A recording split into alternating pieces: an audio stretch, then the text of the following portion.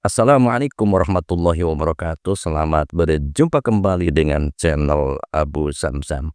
Sahabat sekalian, pada pertemuan kali ini saya akan memberikan kejutan kepada Anda karena saya bisa dipertemukan dengan saudara kembar saya sendiri. Jadi kalau Anda melihat wajah saya dengan wajah dia itu sangat sama sekali, tetapi ada perbedaannya. Kalau saya ahli maksiat, kalau saya ahli berbohong, kalau saudara saya ini tidak mau berbohong dan tidak pernah berbohong.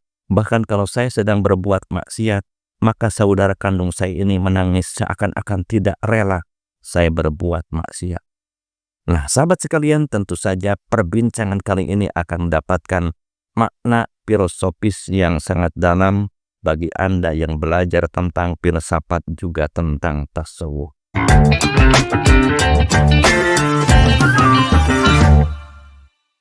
Assalamualaikum, apa kabar kakakku? Waalaikumsalam. Alhamdulillah, saya dalam keadaan kabar yang baik, adikku. Kakakku, boleh saya bertanya, apakah benar bahwa Anda ini tidak akan terlalu muda dan tidak akan nampak tua, dan hidup Anda akan abadi, tidak akan pernah mati? Ini suatu pertanyaan yang aneh bin nyeleneh. Karena terus terang saya ini baru menemukan pertanyaan yang aneh seperti ini. Tetapi pertanyaan adikku itu memang tidak salah. Cuman tempatnya bukan di sini, karena kalau di sini tempatnya kita akan diketahui oleh umum. Karena bagi mereka yang tidak mengkaji tentang tasawuf, bagi mereka yang tidak mengkaji tentang tarekat, bagi mereka yang tidak mengkaji tentang filosofi kehidupan, maka mereka akan berkata itu adalah bid'ah, khurafat, dan sesat. Inilah bahayanya. Mohon maaf kakakku apabila memang pertanyaan tadi itu bukan tempatnya di sini, tidak boleh dibahas di sini, dan belum waktunya untuk dijawab juga, sama sekali tidak boleh ditanyakan masalah itu. Bolehkah saya bertanya tentang masalah lain? Misalnya, apa hakikat hidup dan apa hakikat kematian? Itu saja yang saya tanyakan. Itu pertanyaan yang sangat luar biasa dan sangat mendalam. Tetapi mohon maaf, saya sebelum menjawab pertanyaan Anda, saya akan mau bertanya terlebih dahulu.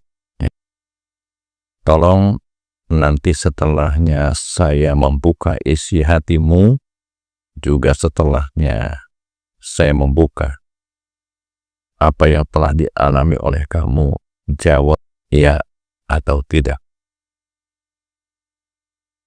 Sekitar 3 hari ke belakang, saya terlihat dalam alam batin saya, kamu pulang dari pasar bertemu dengan kakek tua yang sedang memikul dagangannya. Ya, kira-kira usianya hampir 80 tahunan lah. Pada waktu itu kamu berhenti dulu dan menanyakan, "Kek, jualan apa?" "Ini ikan asin," katanya. Karena saking ibanya, bukan karena kamu butuh ikan asin tersebut, kamu membeli ikan asin tersebut sebanyak Rp20.000. Dan nampak kakek itu terlihat sangat gembira sekali dan pulang berbalik arah, mungkin karena ia sudah mempunyai rezeki. Yang saya tanyakan, benarkah apa yang dilakonkan oleh kamu itu 3 hari yang lalu jam 11 pernah kamu alami? Itu saja sebelum saya melanjutkan pertanyaan. Masya Allah, apa yang Anda katakan itu memang benar. 3 hari yang lalu jam 11 saya pulang dari pasar, saya membeli ikan asin, pas itu uangnya 20.000. Saya heran dan saya mau bertanya kepada Anda, kenapa kok bisa melihat perilaku saya 3 hari yang lalu? Padahal waktu itu tidak ada orang yang mengetahui. Bahkan saya tidak pernah bercerita kepada istri saya tentang masalah ini. Yang menjadi pertanyaan, dari mana Anda tahu tentang kejadian ini? Jadi terus teranglah, masalah ini jangankan Anda. Saya sendiri yang mengalaminya kurang mengerti. Dan saya tidak mengakui bahwa ini adalah merupakan kepandaian saya sendiri. Tidak. Ya. Tetapi harus kita sadari bahwa pikiran, kemudian getaran hati, kemudian ucapan, ini semuanya ada yang menggerakkan. Semuanya adalah kersaning Gusti Allah. Rasulullah Shallallahu Alaihi Wasallam bersabda, "Ittaqu firasatal mu'minin fa innahu yanduru binurillah." Takutlah kalian kepada firasat orang yang beriman, karena ia melihat dengan cahaya Allah.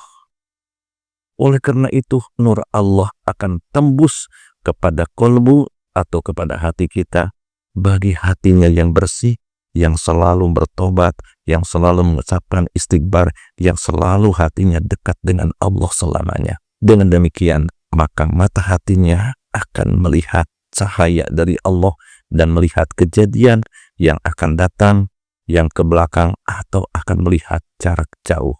Mohon maaf, apakah ada suatu contoh yang telah dibuktikan oleh orang-orang yang dekat dengan Allah atau hatinya bersih, sehingga kejadian masa yang akan datang sudah diketahui terlebih dahulu? Salah satu contoh, misalnya ada kejadian musibah yang ada di Indonesia, tetapi salah seorang ulama yang sudah memberi tahu terlebih dahulu. Dan siapakah ulama tersebut dan apa kejadiannya? Mohon dijelaskan oleh kakakku Abu Zamzam. Salah satu contoh, ada seorang walinya Allah bernama Syekh Asnawi Al-Bantani. Sekitar tahun 1800-an, maka Syekh Asnawi mengumumkan bahwa sekian hari lagi akan terjadi tsunami yang sangat besar karena Gunung Krakatau akan meletus. Sedangkan pada saat itu belum ada penelitian secara teknologi, tapi secara firasat, karena beliau itu sebagai ahli dzikir yang dekat dengan Allah, sebagai murid dari Syekh Abdul Karim yang merupakan pengikut daripada Thariqah Qadariyah Naqsabani, sehingga penglihatan batinnya bisa tembus pandang karena ia ahli dzikir. Kejadian seperti ini, sahabat sekalian, ternyata benar. Dan masyarakat disuruh untuk mengungsi. Maka berhijrahlah bagi mereka yang percaya kepada Syekh Asnawi Al-Bantani ini. Bagi mereka yang tidak percaya kemudian menentang kepada Syekh Asnawi, banyak yang celaka pada saat itu. Karena Gunung Krakatau terbukti meletus dan terjadi tsunami yang sangat dahsyat. Inilah salah satu contoh kejadian luar biasa yang diberikan kepada para wali. Kejadian luar biasa ini, sahabat sekalian, terbagi-bagi. Apabila kejadian luar biasa yang diberikan kepada para nabi, namanya adalah mukjizat. Seperti mukjizat Nabi Musa alaihi salam dengan tongkatnya. Kemudian yang kedua, kejadian yang diberikan kepada para wali. Salah satu contoh adalah kepada Syekh Asnawi tadi, itu namanya adalah karomah. Kemudian kejadian yang nomor tiga adalah yang diberikan kepada mukmin soleh, namanya ma'unah. Kemudian kejadian yang keempat adalah istidraj, yang diberikan kepada kafir atau mukmin fasik. Ya, mohon maaf kakak Abu Zamzam, kalau kita melihat orang kafir, sudah jelas mereka mempunyai keunggulan-keunggulan duniawi yang luar biasa. Bagaimanakah dengan orang Islam? Jangan menuduh kepada dukun atau menuduh kepada tukang santet, ya. Bagi diri kita, apakah bisa terjadi bahwa ini adalah merupakan istidraj? Ya, baik, saya akan jawab. Ya, memang benar bahwa istidraj itu bukan hanya diberikan kepada dukun atau diberikan kepada tukang santet. Termasuk diri kita, kalau kita kurang bersyukur, kalau kita kurang beriman, kalau kita banyak menyakiti hati orang, tetapi banyak miliknya, banyak rezekinya, kemudian pangkatnya tinggi, itu pun bisa terjadi, bukan ma'unah lagi, tapi merupakan istidraj. Na'udzubillahi min dzalik. Ini hanya merupakan ujian bagi kita. Ya, mohon maaf kakakku, sebagaimana yang telah Anda jelaskan tadi, apakah seseorang yang sudah mendapatkan maunah atau karomah, dalam artian mereka itu sudah mukasyafah, bisa melihat hati orang, kemudian bisa melihat jarak jauh, kemudian bisa mengetahui apa-apa yang belum terjadi. Apakah itu salah satu tanda hakikat daripada kehidupan? Bagaimana yang ditanyakan di awal oleh saya? Ya, pertanyaan yang sangat bagus dan tentu saja akan nyimpul apabila kita kembali ke sana. Jadi jelas apa yang saya katakan tadi, seperti kejadian yang diberikan kepada para nabi, para wali, atau kepada mukmin soleh, itu jelas mereka semuanya adalah orang yang telah mengetahui tentang hakikat kehidupan. Dan hakikat kehidupan itu sebenarnya adalah hidup di dalam dirinya untuk mengetahui Allah. Jadi tersingkapnya penglihatan batin untuk dekat dengan Allah. Itulah intinya. Dan dekatnya dengan Allah bukan hanya dengan melalui wirid, tetapi selalu menyucikan hatinya dari rodail dosa. Itulah hakikat yang sebenarnya. Dan apabila terjadi khawarikun lil adat atau sesuatu hal kejadian luar biasa dari nalar kita atau adat istiadat seperti halnya karomah atau maunah tadi, itu hanya merupakan akibat dari kedekatan diri dengan Allah. Dengan demikian, orang yang sudah dekat dengan Allah maka termasuk orang beriman, dan orang-orang yang beriman sebagaimana hadis yang telah dijelaskan oleh Rasulullah SAW, maka firasatnya akan tajam. Itulah hakikat kehidupan yang sebenarnya. Mohon maaf Abu Zamzam, karena waktu terbatas, ada satu pertanyaan lagi. Apa yang dimaksud dengan hakikat kematian? Yang dimaksud dengan hakikat kematian adalah agar kita bisa mematikan hawa nafsu. Sehingga dengan mematikan hawa nafsu, hati kita akan selalu hidup. Oleh karena itu, di awal tadi ada pertanyaan, Anda akan hidup selamanya. Yang hidup selamanya itu bukan jasad, tetapi ruhani kita sampai kapanpun akan hidup. Dan inilah tujuan utama kita.